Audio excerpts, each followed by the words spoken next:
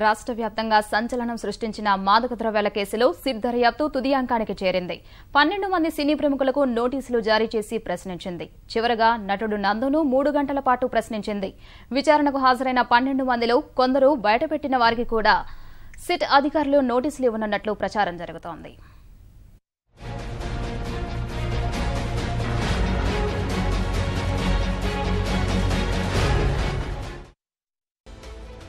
మాదక ద్రవ్యాల కేసులో సినీ ప్రముఖుల విచారణ ముగిసింది.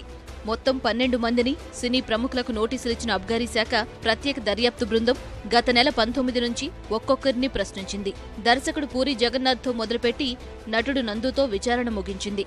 రెండో విడతలో సినీ పరిశ్రమకు చెందిన మరికొందరికి కూడా సిట్ అధికారులు నోటీసులు పంపి విచారణ చేయనున్నట్లు జోరుగా ప్రచారం జరుగుతోంది.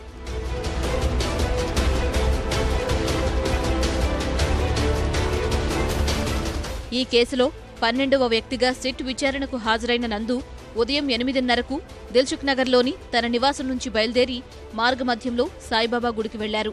ఆ తర్వాత తండ్రి, మేనమామతో కలిసి సిట్ కార్యాలయానికి చేరుకున్నారు. ఆబ్కారీ భవన్లోని బాలత్రిపుర సుందరి ఆలయంలోని అమ్మవారిని దర్శించుకున్న నందు 10 గంటలకు 5వ అంతస్తులోని సిట్ కార్యాలయం లోపలికి వెళ్లారు. మధ్యాహ్నం 1 గంట వరకు సిట్ అధికారులు నందును ప్రశ్నించారు. విచారణ సందర్భంగా నందు నుంచి కీలక విషయాలు రాబట్టినట్లు తెలుస్తోంది. ఈ 12 మంది విచారణ సందర్భంగా మత్తు పదార్థాలతో సంబంధం ఉన్న మరికొందరి పేర్లు వెల్లడించినట్లు సమాచారం. వారిలో సినీ పరిశ్రమకు చెందిన పెద్దల తనయులు ఉన్నట్లు తెలుస్తోంది. రెండో విడతలో వారందరికీ సిట్ అధికారులు నోటీసులు ఇవ్వనున్నట్లు పెద్ద ఎత్తున ప్రచారం జరుగుతోంది. నందు విచారణ ముగిసిన తర్వాత ఆబ్కారీ శాఖ సిబ్బంది మీడియా పాయింట్ గేటుకు తాళం వేసి కమిషనర్ చంద్రవదన్తో పాటు మిగతా అధికారులంతా వెళ్లిపోయారు. ఈ కేసు విచారణకు సంబంధించి సిట్ అధికారిక ప్రకటన జారీ చేయాల్సి ఉంది.